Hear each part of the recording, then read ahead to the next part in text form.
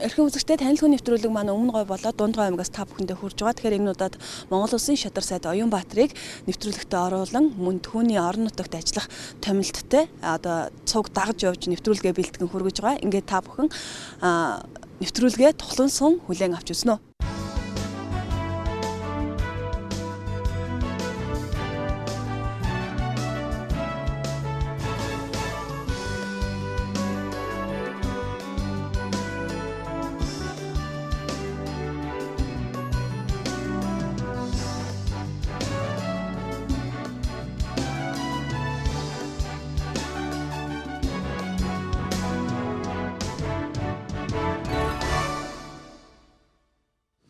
Монголын говийн нар мандаж байна. Монголын говийн нутгаас Монголынхоо ард иргэдэд, Монголынхоо хэрэглэгч түмэнд мэдчилж байна. Говийн тэнгэр, говийн нар, говийн өглөө бол гайхамшиг. Бид чинь бас өглөө 6 цагаас гарсан. Одоо чи 8 цаг өнгөрч байна те. Хаана яваа вэ? Бид Дундгой аймгийн нутагт явж байна. Дундгой аймгийн нутагт ер нь бол дэлгэр цогт сумын нутг руу орж ирж байна.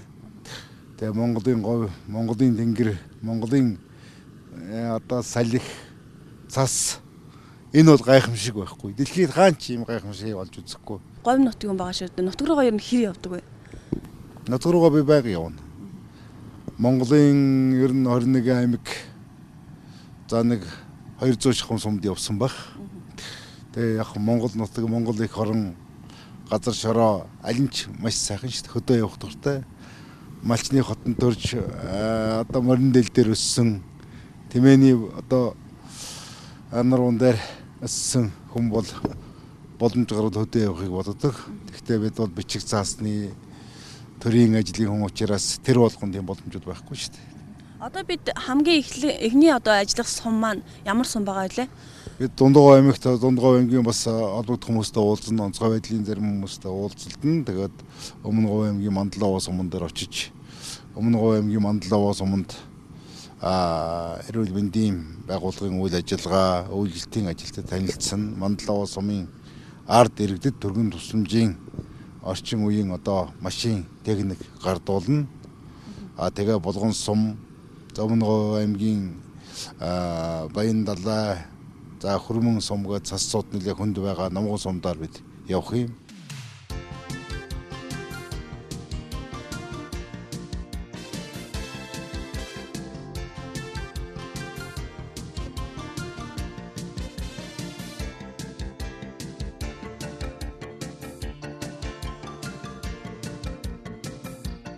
За үзэгчдээ танил хүн нэвтрүүлэг маань Өмнө Говь аймгийн Мандлаваа сумаас та бүхэндээ хүрж байгаа. Тэгэхээр Монгол Улсын шадар сайд эрүүл мэндийн спортын одоо сайдын үүргийг хариуцж байгаа. Улсын хурлын гишүүн Оюнбаатар бол энэ одоо суманд ажиллаж байна. Тэгэхээр эмнэлгийн тэргийг та энэ удаад гардууллаа тий. Тэгэхээр ер нь Монгол Улсын хэмжээнд энэ явдлангуй энэ орон нутагт энэ эмнэлгийн машины хүрэлцээ ер нь ямар хөө байд юм бэ? Эрүүл мэндийн спортын яам бол энэ аслагдсан оторт яваа, аслагдсан сумд өвлжид хөндөж байгаа сумдыг нэн тэргүүний эмнэлгийн одоо төргөн тусламжийн хэрэгээр хангах ажлыг зохион байгуулж байгаа. Өнгөрсөн оноос төсөв тодорхой хэмжээний мөнгө суулгаж Япон улсад үйлдвэрлэсэн Nissan маркийн өндөр үнэтэй, бараг одоо 100 сая төгрөгийн өндөр үнэтэй эрүүл мэндийн чиглэлээр ажиллахаар тоногдсон ийм машиныг нийлүүлж байгаа.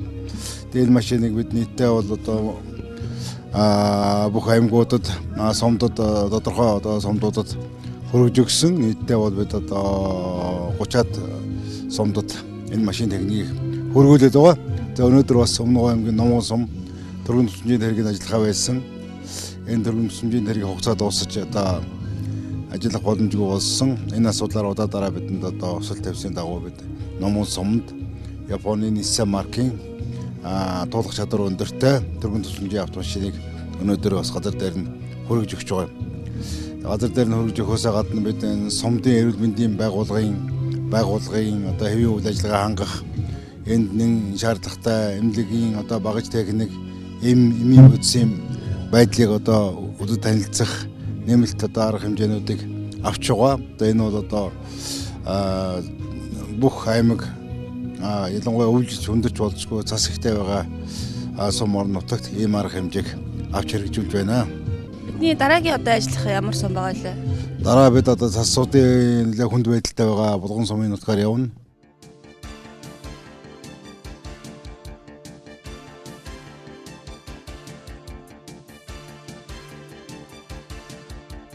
(2009) оноос эхлээд манай түргэн тусламжийн машин бол анх ирсэн. Одоо 5 жилийн хугацаа болоод хугацааны бодлол дуусаад яг ийм толгомцын асуудалтай байдлаар эрүүл мэндийн сайдын үүрэг гүйцэтгэгч Аяанбаатар гишүүн маань түргэн тусламжийн машин өгч байгаад нь бол бид их таатай хүлээж авч байна.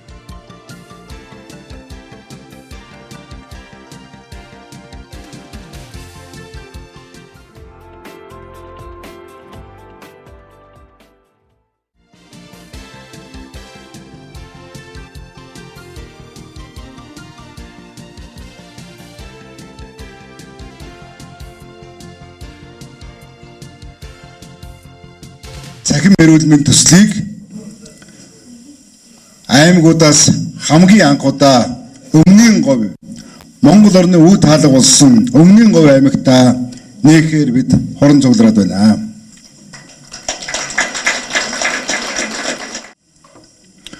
Монгол улсын иргэдийг эрүүлжүүлэх, эрүүл мэнд иргэдэд зориулагдсан эрүүл мэндийн үйлчилгээ олон улсын түвшинд түүний дотор өндөр хөгжилтэй орны түвшинд хүргэх ийм одоо чухал алхам болж байгаамаа.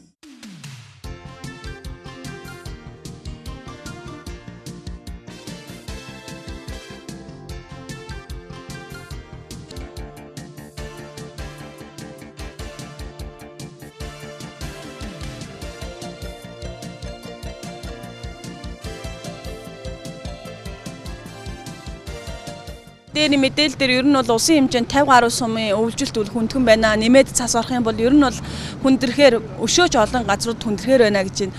Яг энэ засцуудын энэ байдалд улсын онцгой комисс өөрөө бэлэн үү? Үс тэжээлийн хувьд хүрэлцээтэй юу? Энэ малчид өвлжилтийн ажлыг бол хохирол хүндрэлгүйгээр давах ийм зориг эрмэлзэл манай одоо энэ өвлжилтийн бэлгийн хангах салбар улсын онцгой комисс, улсын онцгой байдлын байгууллага одоо анхаарч ажиллаж байгаа учраас үр дүнгээ өгнө гэж итгэж байна. Харин одоо бас өвс тэжээлийн хөрөлцөө цаг хүндэрч цас их орж зарим газар улам илүү хүндрэл гарч хүнд байгаа сумдын тоо одоо 50 байгаа бол цаашаа 90 хүртэл нэмэгдэх хандлага байгаа учраас энэ дээр одоо засгийн газраас нэмэлт хөрөнгө гаргах, энэ хөрөнгө санхүүжилтийн асуудлыг олох, ялангуяа тээврийн зардлыг шийдвэрлэх хэм шаардлага байгаа. Ямар ч байсан 2015-16 оны өвлжилтийг бид амжилттай давах ажлыг бол одоо Монгол улсын бүх аймаг сумдад зохион байгуулна. Энэ ажлыг улсын онцгой комисс өөрийнхөө одоо үүргийн дагуу ажиллана. Бид одоо Төвийн аймаг, Баруун аймагуд ч гэсэн өвлжилтийн асуудлаар сая одоо онцгой комиссийн ажлын хэсэг ажиллаад ирсэн. Бид энэний араас газар дээр нь очиж ажиллахаа төлөвлөж байна. Орон нутг руу, малчид руу одоо хүрэх цувааны өмнө зогсож байна. Малчид энэ өвсийг яг үнгүй авах юм уу? Эсвэл тодорхой хэмжээнийх нь төлбөрийг төлөөд авах юм уу? Эхний ээлжинд очиж байгаа нөвсүүд бол үнгүй очиж байгаа. Өнөөдөр одоо хүндрэлтэй байгаа малын одоо байдал бас дордож болзошгүй цасцууд одоо бэлчээр хүндрэлтэй байгаа. Тэр айл өрхүүдэд газар дээр нь очино. Хууль яналт цагдаагийн байгууллага бид тодорхой өөрөг даалгаврууд өгсөн байгаа. Бид яг одоо малчдын суурин дээр яг хүнд байгаа, цасцууд хүнд байгаа тэр газрууд хүргэх ийм зорилтыг тавьж байгаа. Одоо дараагийн ажил маань хаана ажиллах вэ таны? Нэлээд томилолт бол нэлээд шахуу явж байна. Шахуу явж байгаа. Одоо бид Номгон суманд хүн эмнэлгийн машин хүрэлцээгүй байгаа. Энийг одоо улсын онцгой байдлаас анхаарч хүн эмнэлгийн машин байхгүй. Хүн эмнэлгийн зориултаар улсын онцгой байдлын шугамар бид 469 машин бас тэр суманд хүргэж өгөхөөр зорж байгаа. Тэр суманд цасцуудын байдал бас хүндрэлтэй байгаа. Тэгээ орон нутг дээр нь газар дээр нь танилцж энэ асуудал дээр анхаарал тавьж шийдвэрлэхээр шийдэж байгаа.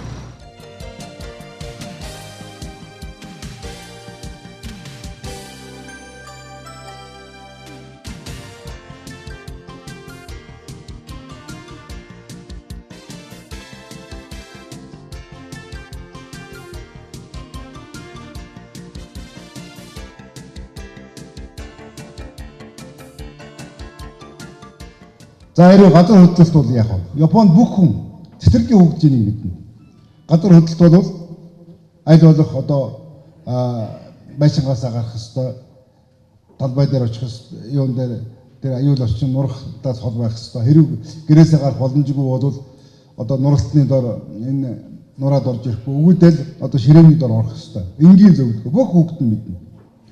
Тэрэн шиг одоо айл өрхийн эзэн юугаа хийх юм, гэр бүлийнх нь юу яах юм, өвөө эмээнэр нь яах юм, хүүхэд нь яах юм гэдэг бүр энгийн өдөр тутмын юм. Бид сургууль соёл хичээл ихтэй зэрэгэл нэг их сансрын хөлөг жолоод тусах юм болдог. Үгүй байхгүй. Хүний өдөр тутам дагаж мөрдөж мэдж явах ёстой зүйл. Гал төмөр гарвал яах ёстой. За нойд нэгэд уудах дарагт одоо суманд байдгийг тэрнээс өмнө ямар арга хэмжээ авах ёстой. Энийг бид буюу наривчлан юу атсан байгаа. Одоо айл өршөөсөө тусламж ав, хүүхэд хөгжил болон бусад хүмүүсийг нэн даруй гадагш аюулгүй гар цахилгаан болон цахилгаан хэрэгслүүдийг салгах гэдэг маш энгийн бөгөөд хүн болгоны хэрэгжилж мэдж явах ёстой зүйл. Биеийн төмөр спортын зал. За биеийн төмөр спортын залыг бид нар бас нөгөө аймгийн дарга тавьсан байгаа бас санал бид нар одоо барьж өгье гэж хэлсэн. Гэхдээ одоо жинхэнэ сайд нь ирсэн учраас бүр баталгаатай болгохын тулд одоо та энэ манай энэ баригдаж байгаа дуусахгүй байгаа энэ залыг анхааралтай авч одоо бүрэн бүтээн ижүүрлээр нь барилдаж өгөөрэй гэж ганцхан үсэлтийг хэлж байна. Монгол улсын төсөв хүнд байгаа шүү. Намган сум маань одоо Монгол улсын үүдэн хоймор. Тэгээ одоо хамгийн өмнө хязгаар газар байгаа нутаг. Тэгэхээр одоо энэ бензиний үн маань одоо хямдрахгүй байгаа даа. Сайдаа энэ нутаг төрөлцөөсөнд баярлалаа. Би хөдөөний малчин төмжөрлөдөг юм байна. Тэгээ би нэг хэдэн санал тавьсан. Энэ малчдын асуудал, тэтгэврийн аялуулгын асуудал ер нь их хоцрогдож байна. Бид бүхэн их хөсөн хүлээсэн. Түмэн жаргал таны асуудлыг ярина. Заавал ярина. За юу. Тэгээд одоо үр дүн яаж гарахыг би хэлж мэдэхгүй. За хамтын тэтгэвэр дээр бол яг гоо засгийн газар дэмжээд оруулсан их том одоо ахмадуудын төлөө том бодлого гэж манай нийгмийн хамгааллын яам засгийн газар за улс төрийн хувьд нам тэгж үзэж байгаа.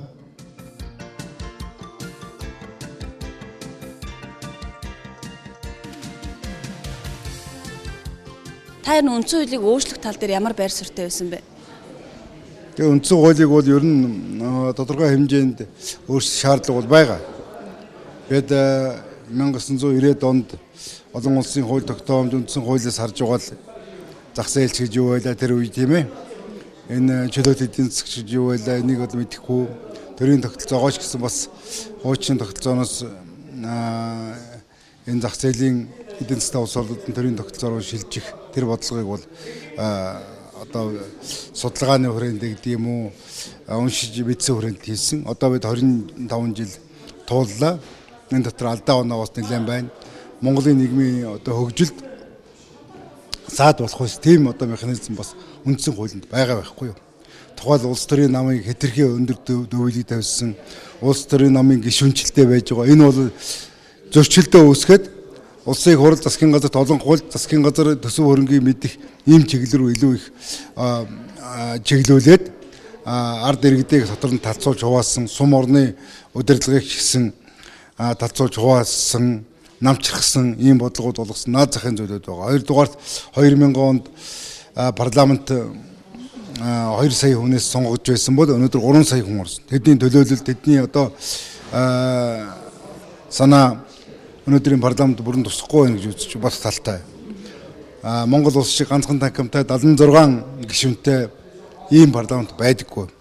Эсвэл 2 танхимтай, эсвэл одоо бусдынхаа нөлөөнд орохгүй, тэдэнд дуудагдахгүй, цөөхөн олигарх юм уу хөрөнгө мөнгөтэй хэсгийн гарт нь гарын одоо юм уу сэтгэл зүйн дарамтанд орохгүй тийм парламентыг бүрдүүлэх шаардлагатай.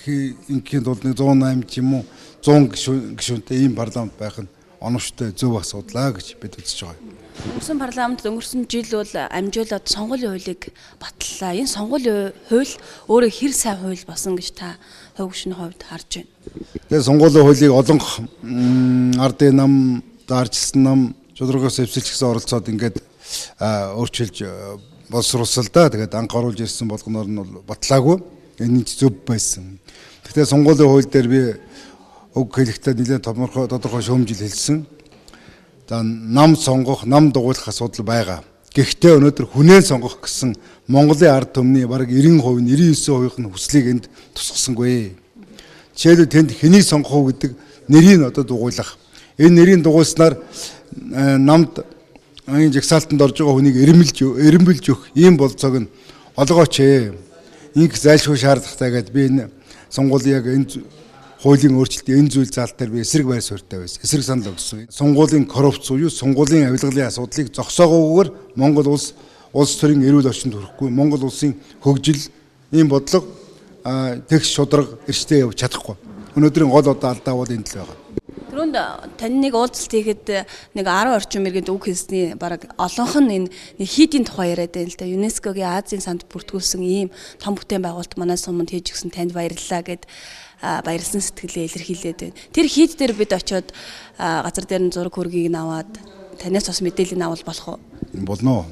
Одоо миний бас аав юм маань 25 жил өлгийн хийж шүтэн хийдэд суулсан нам хүн байсан. Дэрнийгаан дурсгалд зориулж 2000 онд улсын хурлын гишүүн болоод энэ сангийн талаа хийдэг сэргээх ажилд одоо бүхэл сэтгэл зүрх хүч хөрөнгө бас гадаадуудын найз нөхдөлийн дэмжлэг авч энэ хийдийг босгосон. Энэ бол Аз намхан далайн ЮНЕСКОгийн соёлын өвд орсон Монголын ганцхан одоо соёл түүхийн дурсгалт энэ газар байгаа юм. Одоо энэ хийд ажиллаж байна. Бид энэ хийдэд одоо энтхийгээс Тайванаас бурхан залж байршуулсан говийн ард түмний бол бахархал, энэ нутгийнхны ард түмний бахархал, цаашдаа шашин соёлын төв, аял жуулчлалын төв байх ийм одоо боломжтой юм газар байгаамаа. За хамт явах.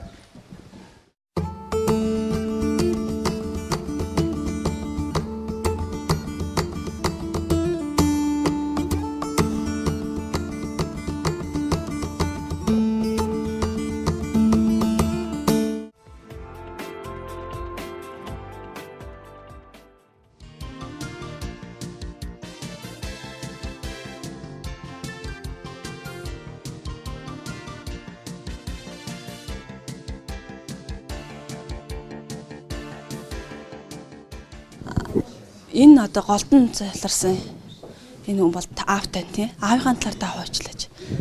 Тэгэхээр миний аав Доржийн сарын даш 1905 онд төрсөн. 1912 оноос 1936 он хүртэл үндсэндээ 25 жил засгийн шүтээ хийд, өлгийн хийд гэж одоо мандах манлай сумын засварсан ном хийд 1000 ламтай. Тэр хийдэд 25 жил шавлан суусан.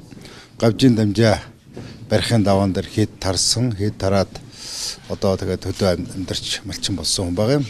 Тэгээ манай аав маань номын багш нь өргөж авсан аав нь давааж өгөж шүтэн хийдийн одоо тэргүүн лам байсан, тэр хүн хэлмэгд цаадлагсан. Миний ээжийн одоо ах дамб гэж гавжлаан байсан, бас тэр хүн цаадлагдсан. Тэгээ манайхан бол бас удам судраараа бурхан ном энэ бурханы шишнийг хөндлөж явдаг ийм хүмүүс байгаа. Тэгээ одоо бид бас 300 жилийн төвөгтэй сангийн далай хийдийг сэргээх босгох энэ одоо нурцсан энэ бол одоо дээвэр мэвэр байхгүй болсон сангийн далай хийдийг бид нурцсан байхад нь бид 2000 оноос одоо сэргээх ажлыг бид эхлүүлж 2007 оноос 5 оноос энэ Германы Мадейра сан дэмжлэг үзүүл бид хамтран энийг босгосон юм. Энэ хийдийн одоо гадна хашаа бүх юмыг бол бид нар өөрсдийнхөө мөнгөөр би надаас 50 сая төгрөг гарсан. Өөрсдийнхөө мөнгөөр энийг босгосон. Дараа нь одоо хийдүүдийг босгох энэ Германы одоо Европын төвдийн соёлын өвийг хамгаалах сангийн Мазерагийн сангийн дэмжлэгтэйгээр энийг одоо бүтээн босгох ажлыг хийсэн юм аа. Тэгээ манай аав маань 1991 онд бурхан болоод аавынхаа маань бас энэ буян ном бурханы ажилд зүтгэж явсан тэрийн одоо дурслыг хүндэтгэж энэ хийдийг бас аавынхаа наримжит болгон бид бүтээн босгосон. Олон жил ажилласан. Бүтэн одоо үндсэндээ 2002-оос хамгийн сүүлийн одоо гол ажлууд 8 онд дууссан. Би далай багшид бас тухайн үед нь уулзаж далай багштай бас говь нутгийн одоо бурхны хийд сэргээж байгаа асуудал дээр зөвлөгөө авч ажилласан. Энэ Содондор жигшүүн тухайн үед одоо юунд байсан бид нар одоо далай багштай бичлэн уулзаж ингэж 2002 оны хонд их тэнгэр зохицлуурт одоо бид уулзаж байсан. Энэ их хэм ажлыг одоо бид бас гардан зохион байгуулж хийхэд бас далай багш дээрхэн гэгэнтэн бидэнд бас зөвлөгөө өгч ингэж ажилласан юм аа. Тэгээд энэ хийд бол 315 жилийн өмнө байгуулагдаад 1936 онд хийд тарж хийдийн лам нар одоо харуулж хахнагаар хэлмэгдээд ингээд яасан 500 гаруй ламтай говийн их том хийд байсан. Тэгээд энэ хийд бас олон хүний тусламжтайгаар босгосон одоо говийн одоо ганц хийд, тэрнээсээ гадна говийн ганц гэдэг утгыг би бол нэгдсэн үндэсний байгууллагын ЮНЕСКОгийн одоо Аз намхан далайн соёлын өвд бүртгэгдсэн Монгол улсын ганцхан одоо байгууламж.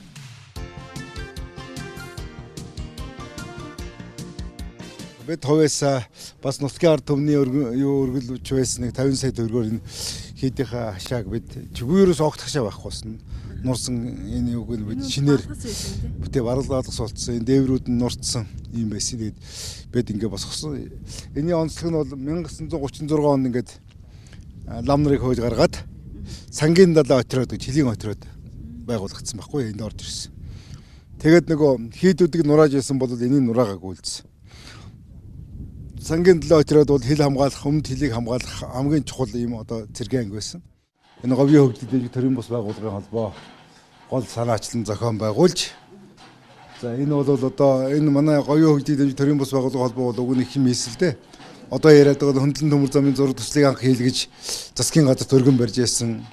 2003 онд одоо Монголын ард түмэнд энэ баялагаас ховцоо өгөх, дэлхийн нийтийн жишгээр мөнгө тараах биш ховцоо өгөх.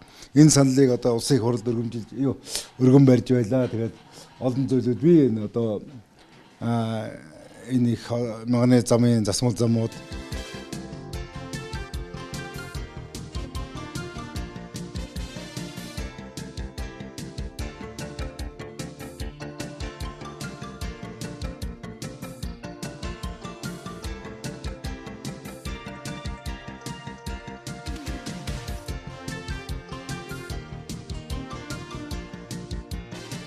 хоёр одоо багцонхоо хоёр чавтайгаа бид энийг бүр Тайван захиалж хийлгэж Тайванаас наашаа усан онгоцоор тэгээд одоо галт тэргээр дараа нь машин техникээр ингэж авчирсан урт удаан хугацаанд одоо бид энийг урхны залах ажлыг зохион байгуулсан.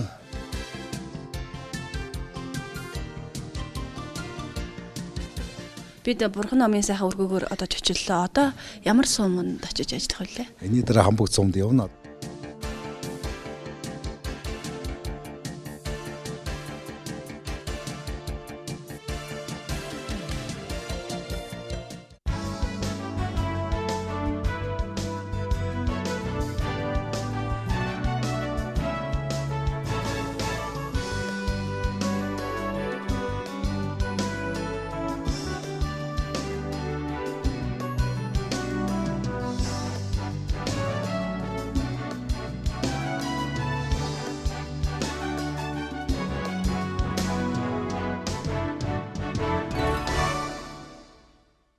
Номгон сумаас танил хүн нэвтрүүлгээ өргөжлүүлэн та бүхэндээ өргөж байна. Тэгэхээр Номгон сумын хойтлын нутаг байна. Номгон сум Баян сум хоёрын завсар нутаг байна. Тэгээ энэ нэлээд цас зудтай байгаа ийм одоо газар нутаг.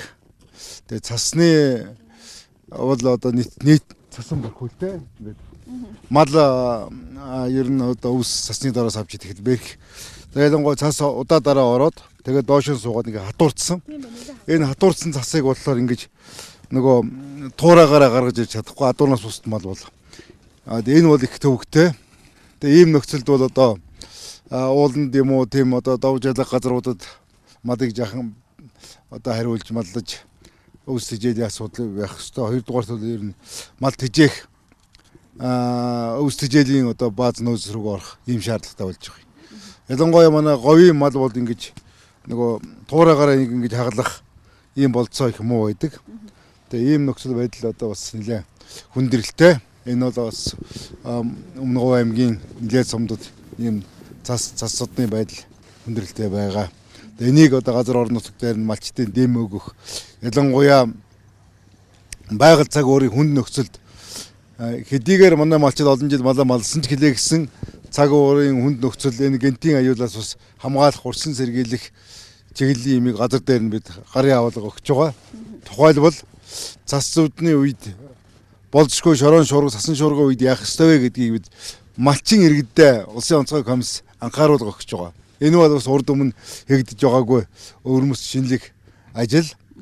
Хэрвээ сасан шуурга орох юм бол одоо болох юм бол болзошгүй байгаа үед цаг агарын мэдээд анхаарлаа хандуулаач.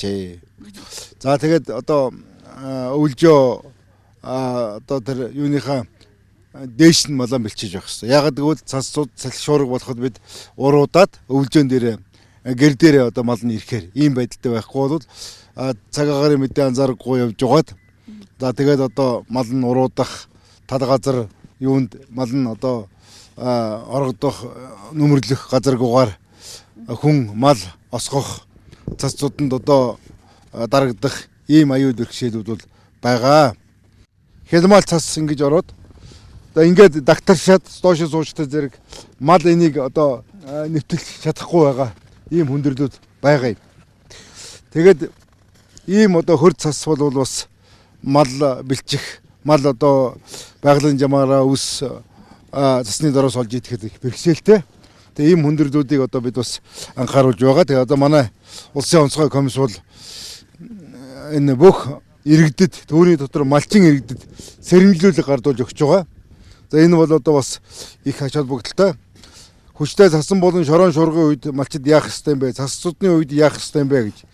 Тухайлбал өөрийнхөө амнаас эрүүл мэнд гэр орныхоо цасцуудны шорон шуургаас аврахын тулд мал сүргээ бүрэн бүтэн байлгахын тулд юу хийх хэрэгтэйг бид аргачлсан зааварчилгааг Монголын одоо мал аж ахуйн энэ нөхцөл байдал олон зуун жилийн туршлага за тэгээ орчин үеийн одоо мэдээлэл энэ юуны хэрэгслийн үндсэн дээр бид зөвлөмж өгч байгаа. Жишээлбэл хүчтэй цас болон шорон шуургын үед цаг агарын уртын сэргийлэх мэдээг сэрэмжлэгийг араад телевизээр тогтмол хүлээн авч бэлтгэл бидний байдлыг бол хангаж явах хэрэгтэй байна.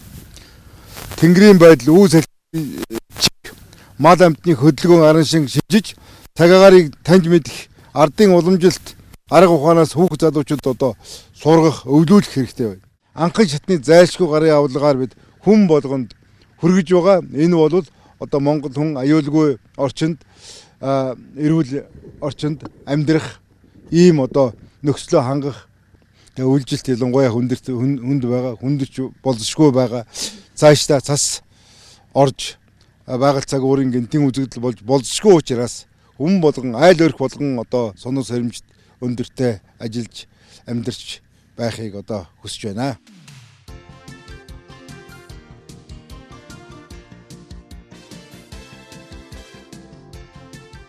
Бид нийлээ хол замыг нийлээ түргэн хугацаанд туулж байна.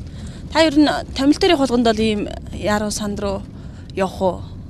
Цагт баригдаад. Ер нь төрийн хүн гэдэг чинь ажиллаад явуулж явна шүү дээ. Тэрнээс одоо амралт зугаалж явж байгаа биш. Тийм учраас бага цагт их ажил амжуулах өнөөдөр их ингээд Улаанбаатараас гараад өдөржи яваад 2-3 сумаар дамжаад цас мус цаг үеийн одоо хүндрэл бэрхшээлийг газар дээр нь танилцаад малчин өрхөөр ороод өвс тэжээл эмнэлгийн дөрвөн тусламжийн машин эмнэлгийн багаж хэрэгслийг одоо шаардлагатай газарт нь хүргээл явж байна. Та ер нь яагаад энэ төрийн албыг сонгох болсон юм бэ? Хувь заяад юм уу да. Би 1974 онд сургууль төгсөө хуулийн сургуульд орсон.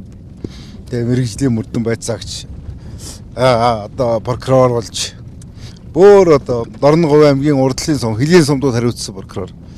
Сар 45 хоног гэртээ ганц орлогоор аймгийн төвд ирлэгүүгээр томилтоор ажиллаж байсан. Бүр 45 хоног 30 хоног ажиллаад араас нь одоо бидэнд томилт бичээд ирүүлж байсан.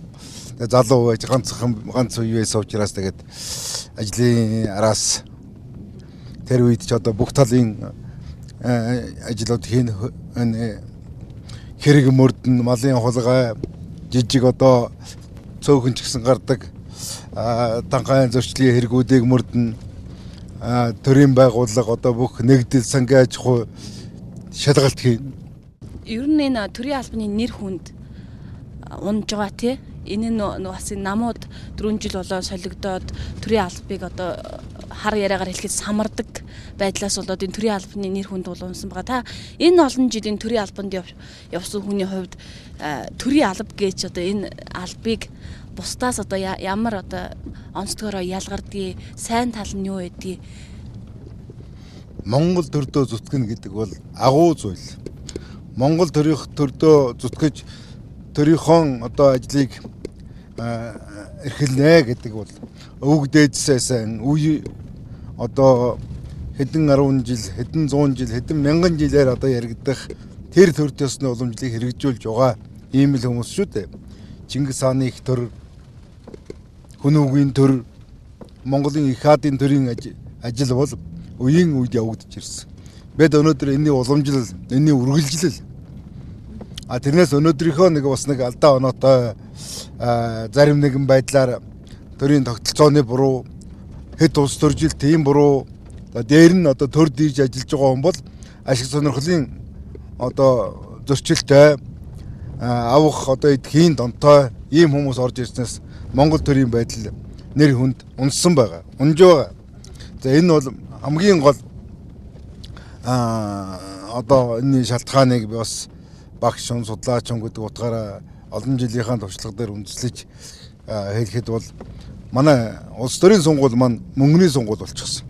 Хэн их мөнгө тарааж, хэн их одоо олон иргэдийн төрөөн барих сонгогдох эрхийг худалдаж авч тэр хүнийг тэр одоо иргэдийг доромжилж өөрөөр хэлбэл чиний төр барих эрхийг чинь би мөнгөөрөө худалдаж авч байна. Эдэн бордгоо худалдаад авч байна шүү гэдэг асар бохир үйл ажиллагаа шүү дээ. Өршөөлийн хуулийг өнгөрсөн парламент баталсан. Үүн дээр бас таны үүрэг оролцооч гэсэн өндөр байсан. Хэвлэлийнхэн бол танаас мэдээлэл авч ирсэн. Ер нь энэ хууль хэрэгжээд эхэлчихсэн. Мэдээж айлууд бол үр дүнг нь хүртээд олон иргэн маань суллагдсан байгаа. Таны хүсэг хүлээж ирсэн үр дүн нь харагдаж байна уу? Хэдийгээр одоо богино хугацаа өнгөрсөн ч гэлээ. Зөв замд нь оруулах, хүмүүжүүлэх үүргийг хаягдуулсан юм залруулах гэсэн энэ төрлийн бодлого одоо гол нь болгосон. За дээр нь бас зарим талаар улс төржиж, улс төрийн намууд бие биенийгаа хэлмэгдүүлж, хил сэрэгт оруулж, тэгээд энийгээ одоо гэмт хэрэгтээ тэмцсэн, авилтаа тэмцсэн мэтээр ингэж төрийн завхрал хийж байгааг залруулах ийм зорилготой. 1930-аад оны сүүл, за 60-аад оны одоо улс төрийн бас хэлмэгдүүлэлт гэх мэтлэнгийн ийм хэлмэгдүүлэлтийг Монголд гаргахгүй байх ёстой байна. Зах зээл арчил хөгжсөн улс орн гаргасан бол энийг аль хурдан хугацаанд залруулах нэг хэрэгсэл бол одоо өршөөл юм а гэдгийг одоо би бас энэ салбарт олон жил ажилласан, судалгаа хийсэн багш хүний хувьд авч үзсэн юм. За дөрөв дэх одоо их чухал алхам бид одоо ярьж байгаа хараахан хэрэгжүүлээг. Монголын нийгмийг ингэж олон хэсэг болгож 20-30 намд хувааж хооронд нь зөрчилдүүлж байгаа имийг өршөөлийн хуулиар зохицуулт хийгээд тэгээд цааш нь энэ улс төрчид, улс төрийн намын удирдлагууд дугуй ширээний ард сууж Монгол улсынхаа хөгжлийн стратегийн бодлогыг зөвшөлтс гаргах үнд суурь бол өршөөл. Сайда уучлаарай. Тэгэхээр та одоо 3 цалин авч байгаа юу? Онцгой комиссийн даргын цалин, эрүүл мэндийн спортын сайдын цалин, шадар сайдын цалин гэдэг. Улсын хурлын гишүүний цалин. Өөрөөр нэрээр бол дөөрөө би бол агуу гоё хүн шиг байна. Саяхан нэг хүн надаас бас мөнгө нэхэд. Ер нь одоо нэг хурлын гишүүн засгийн газрын гишүүнээс дэмжлэг хүссэн өргөдөл хүсэлт их ирдэг л дээ. Тэгээ нэг хүн надад гэж хэлсэн. Та одоо 2-3 цалинтай байж яахлаараа та одоо ийм хэмжээний одоо миний хөөхтийн одоо гадаад сургуульд явах зардлыг тусалж болдгүй юм гээд. Би цалингаараа амьдардаг, цалингийн маань хэмжээ манай одоо ахуй амьдрал гэрүүлд маань хүрэлцдэг, энэс илүүчлэх юмд байхгүй гэж байсан. Би элдв одоо арилжаа 8 хийдэг, төвс ажилуулдаг. Одоо хурданмар юм уу өөр одоо янз бүр юм цуглуулж ингэж одоо хобби болгодгоо гэдэг. Ингээд одоо би ярьдаг л да, зөнгөө хэлдэг хүнд тайлбарж ойлгуулахаас илүү юм байхгүй шүү дээ. Зүгээр ичнэн ажил, хавсран ажил одоо хүмүүсийн шүүмжилдгээр олон давхар дээлтэй байсан сайхан юм бол байхгүй. Бид хоногийн 14-өөс 18 цагийн бид одоо цэвэр төрийн ажлын төлөө энэ цаг наргүй энэ өвлжилт, онцгой байдал, энэ олон байгууллага агентлагуудтай ажиллах, за эрүүл мэндийн салбар сахилга хариуцлага зохион байгуулалтыг сайжруулах, тэрний менежментийн зөв одоо чиглэлд оруулах гэдэг ийм чиглэлээр одоо бид ажиллаж байгаа. Харин салинг бол зөвхөн бид шатрал сайдын салинг л авч байгаа. Энэ бол улсын их хурлын гишүүний салинтай ойролцоо ганцхан салинг авдаг. Тэрээс улсын их хурлын гишүүн сайдын салин давхар авдаггүй. Өөр одоо сайдын ажлыг хавсран гүйцэтгэж байгаахан төлөө бид салин авдаггүй. Улсын онцгой комисс бол салингүй орон тооны бус ийм байнгын ажиллагаатай байгууллага шүү дээ.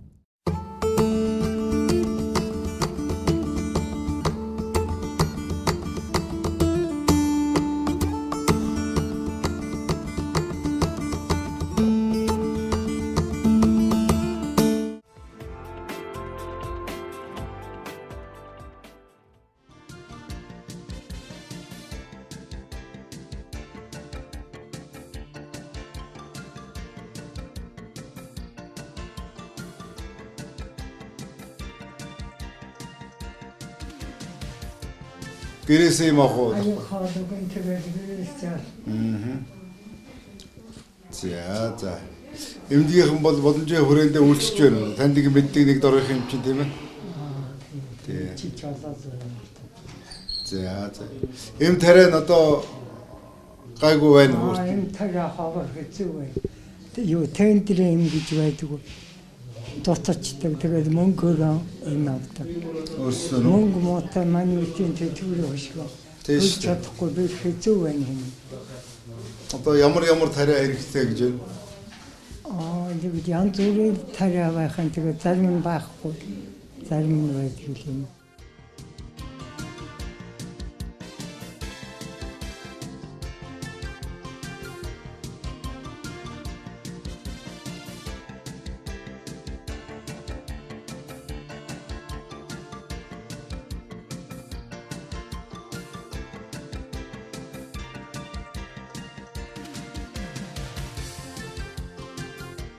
Монгол Улсын засгийн газар дэмжиж дөнгөцөө засгийн газрын хуралдаанаар 2014 онд хэрэгжүүлж болгуулсан. За энэ бол аливаа нэгэн асуудлыг тунхаглан дэвтэр биш. Харин засгийн газар төрийн бус байгууллага хэрэгжүүлж нийгэмлэг 2014 онд хэрэгжүүлж болгон одоо бодлогын ном өөрчлөлтөөр ингэж орж байгаа. Өөрөөр хэлбэл ард иргэдийн бүрэх төрийн үйлчилгээг жин шатнд гаргах хэрэгжлийн төлөө төрийн бодлогыг зохистой боловсруулах ангитай хэрэгж олон түмэн иргэд энэ үйлчлэгийг авах мэдлэгтэй байх, боловсролтой байх, энэ үйлчлэгийг зөв явуулахыг шаардах, шахах ийм хэрэгтэй байх. За сум болгонд бид одоо 30-50 хүнтэй хэрэгжлийн зөвлөлтүүдийг байгуулж зохион байгуулж ажиллана. Эрүүл мэндийн салбарт хэрэгжлийн зөвлөлийн ажлыг одоо гарын авалга мэдээд өгдөг иргэдэд хүргэх ийм ажил байгаа. Хэрэгжлийн чиглэл төвлөрд мэдээд олон нийтийн байгууллагын төдий зараадаа болгон анхаар тавьж тодорхой хэрэгжлийн цагуудыг бий болгож нийтэд одоо хүргэх ийм одоо өөрөөр даалгавруудыг өгч байгаа. Эрүүл мэндийн спортын яв улсын онцгой байдлын ерөнхий газар мэргэжлийн яамны газар хамтран тушаад авч хэрэгжүүлэлтээр үйл ажиллагааг хариуцсан зохион байгуулах ийм одоо үүрэг даалгаврыг хүлээж байгаа. Одоо энэ хотод одоо өргөө хэмжээний гарааны үнэнд 2% татвар нэмэгдлээ. Одоо хөлөөр орон нутагт мөн нэмэгдэх хандлагатай. Энэ талаар засгийн газар ямар бодлого ажиллах вэ? Энэ талаар нэг хариулт өгнө үү гэж. Гэтэл энэ даатгал одоо олон нэмэгдээд өнөөдөр оюутан хүүхдийн даатгал усаас таадаг байсан бол өөрөө 40 мянган төгрөг болж байна. Тэгэхээр энэ олон хүмүүстээс даатгалыг авч байгаа энэ даатгал яагаад тэр хэдхэн оюутнуудыг улс дагаа явуулж боддгүй юм. Энэ шатхууны үнийг өөрөө халхамж авч хэрэгжүүлээд мэдээ хугацаа өнгөрч байна. Ер нь тэгээд тийжээд ирэхдээ яаж ивдэм бол үнэ утгын чамаар байдаг. Одоо ямар ч үс авах байдгүй. Түүнээс гадна шинэ ус гэж ерөөсөө ивдэггүй шүү дээ. Баян говьд тэгдэм үү? Ер нь орон даяар тэгдэм үү? Дандаа нэг хуучин ус л ирээд байгаа шүү дээ.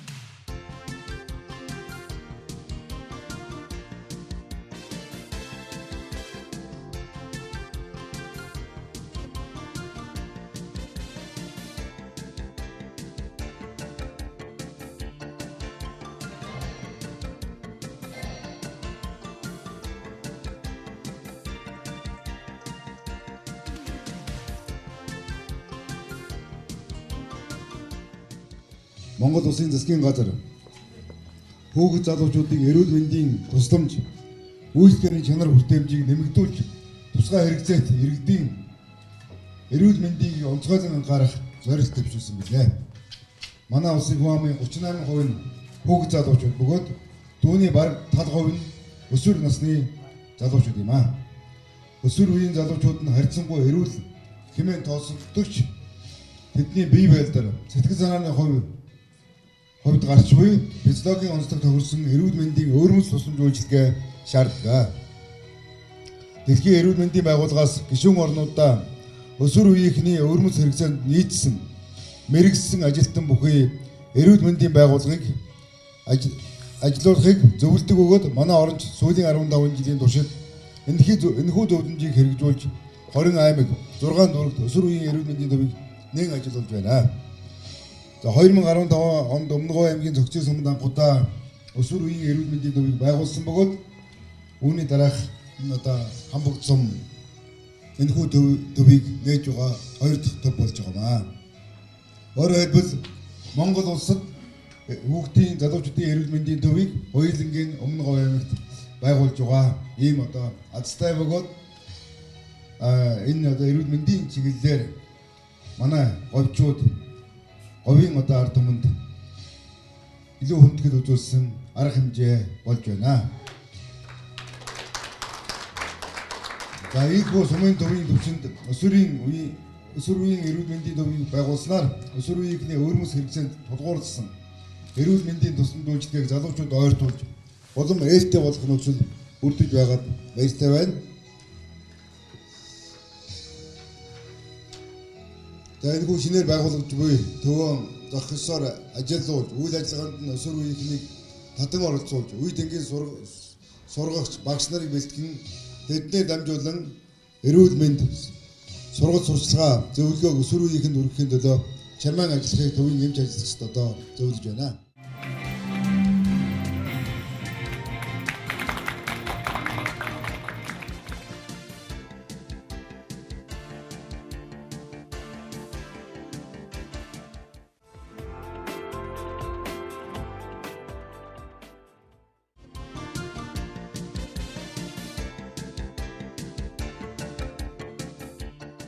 Саваа өөрснөө үйлдвэрлээд усны энэ үйлдвэрлэлийг тайлбарлаж. Ер нь Өмнөгов аймаг маань томоохон энэ уул уурхай компаниудтай учраас энэ уурхай компаниудаа дагалт үйлдвэрүүд хөгжих юм боломжтой шүү дээ.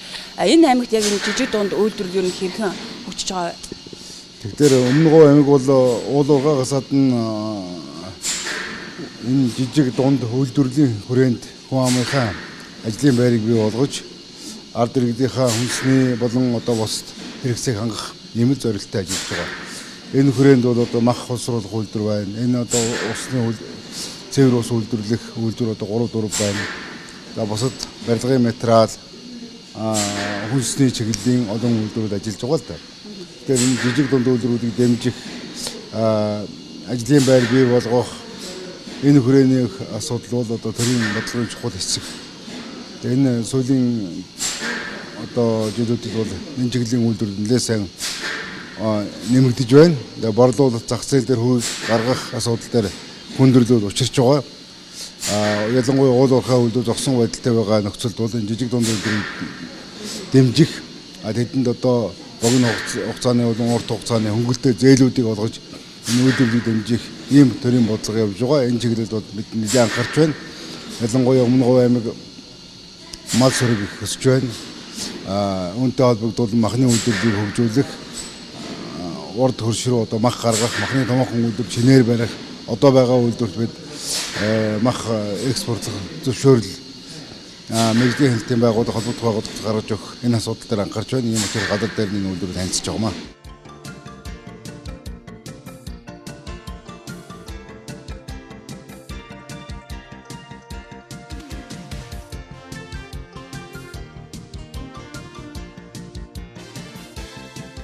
Малчтын өмнөхийн арга бас тулгамдаад байгаа нэг асуудал байгаа. Тэгээ махны үн.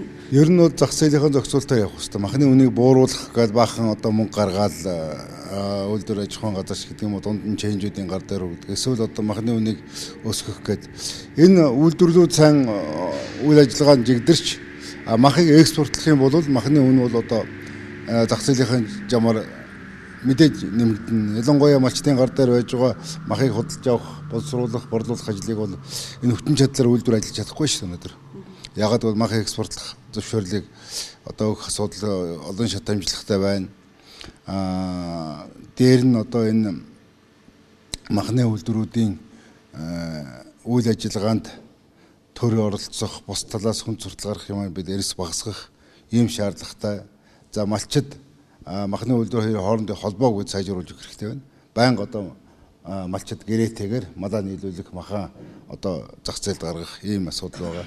Тэгээд дээр нь саяхан засгийн газраар одоо малчтын гар дээр олон жил хоригдлогдсон. За бизнес эрхлэгчдийн гар дээр хоригдлогдсон адуу болон өхөр одоо бусад малын арьс ширийг экспортлох асуудлыг сайн шийдлээ. Ингээгүйгээс болж одоо арьс ширний үн бүр навсатлаа унч ямар ч одоо эрэлт хэрэгцээ байхгүй болцсон ийм нөхцөл байдлыг бид бас зөвхөн үндэсний үйлдвэрлэлээс сэргээнэ гэж нэг талынх нь үйлдвэрлэлийг тэрсмээ одоо 50 гаруй сая малтай Монгол улсын энэ гол одоо бизнес аж ахуйн үйл ажиллагааг богдуулж ерөөсөө болохгүй энэ засгийн газар дээр нэлээд хурц ширүү ярьж байгаа бид шийдвэрлэсэн.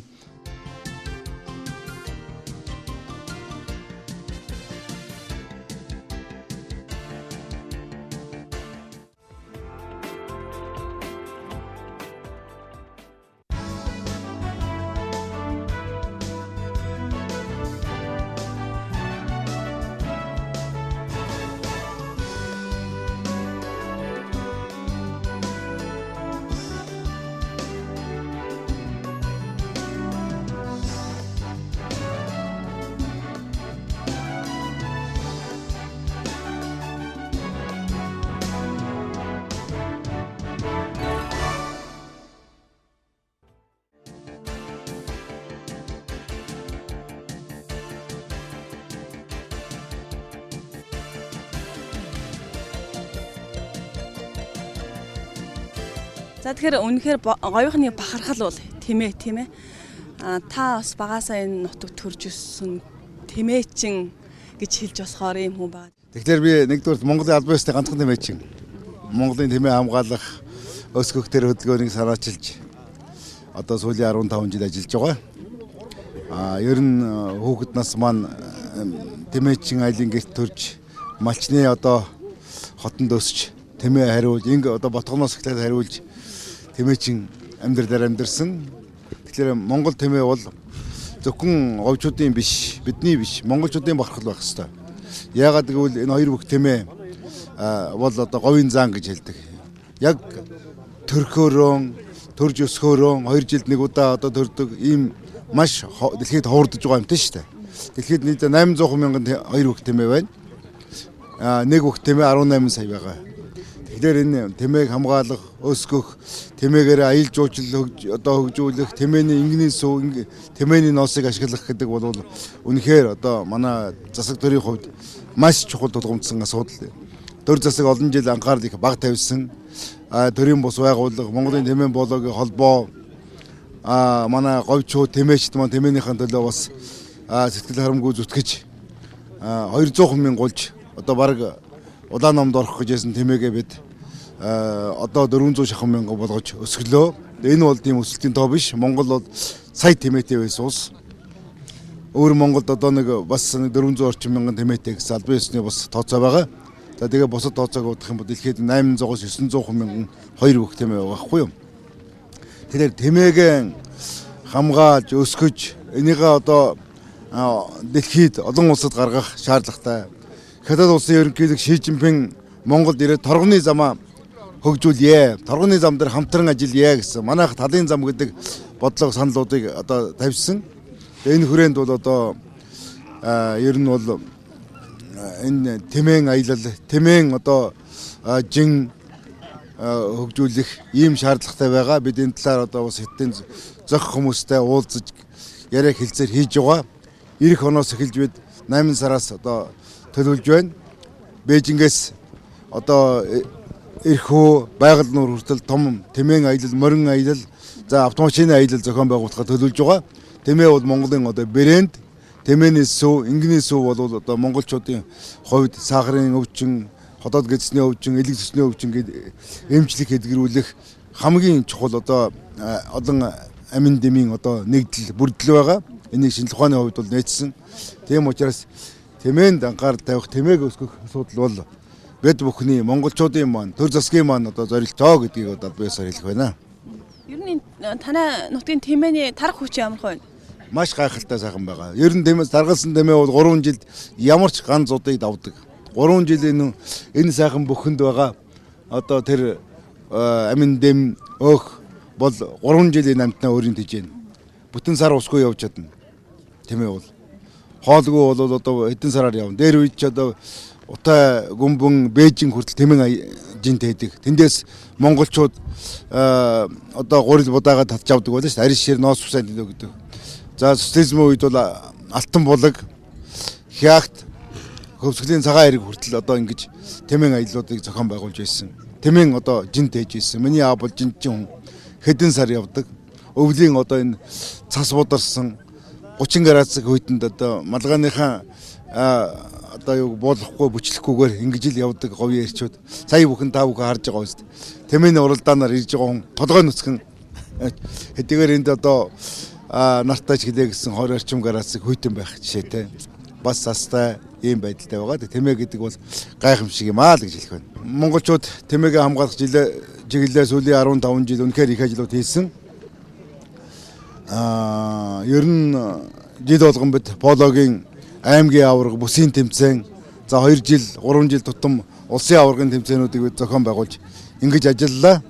Тэгээд энэ жил бол одоо улсын аваргын тэмээн пологийн их наадмыг Өмнө Говь аймгийн Далан задагт 3 сарын 5, 6, 7 өдрүүдэд бид хийн.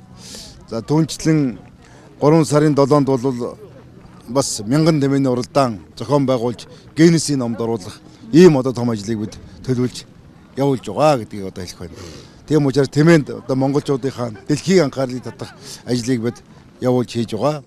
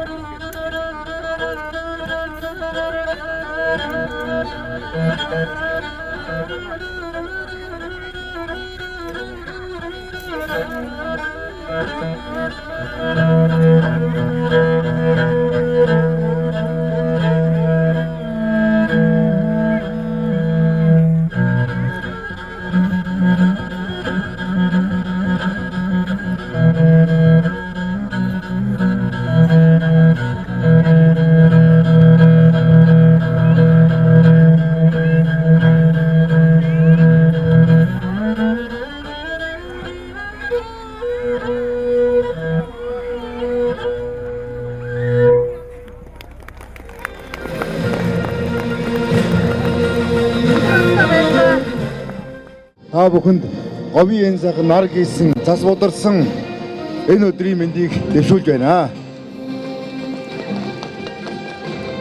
Өнөөдөр та бидний хувьд бас сэтгэл хөдлөсөн сайхан баяр, ялангуяа Улаанбаатараас ирсэн Улаанбаатарчууд бидний хувьд бол одоо тэмээний баярт оролцсон гэдэг хөлжийтэй сайхан ийм одоо ёроолтой цаг үе баяр наадам болж байна. Монгол тэмээ говьчуудын төдийгүй Монголын гайхамшиг. Монголын хоёр бүх тэмээ бол яг заан гэдэг амьтантай ав адилхан ийм агуу сүрлэг биетэй, агуу сайхан одоо бие бэлдартай 2 жил нэг удаа төрдөг. Ингээ бүхэл талаараа заантай адилхан ийм одоо агуу сайхан амьтаа. Тэмээ хамгаалах олон талд арга хэмжээнүүдийг авч хэрэгжүүлж эхэлсэн. За орон нутгийн тэмээчид, орон нутгийн төрийн байгууллага, за улс төрчдийн зарим улс төрчдийн дэмжлэгийн хүчээр өнөөдөр Монгол тэмээ бараг 400 мянган толгойд хүрч байгаа.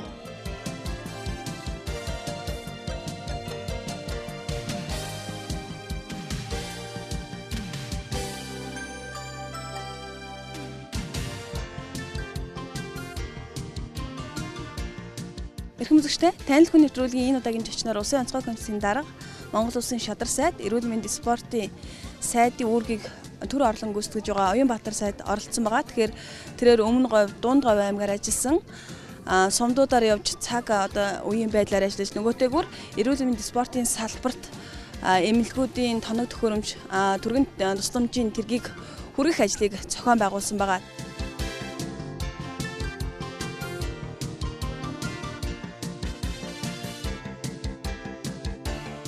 Анхаарлаа хандуулсан үзэгч та бүхэндээ баярлалаа. Дараагийн дугаарт боловсрол шинжилгээний сайд Гант Төмөр оролцох болно.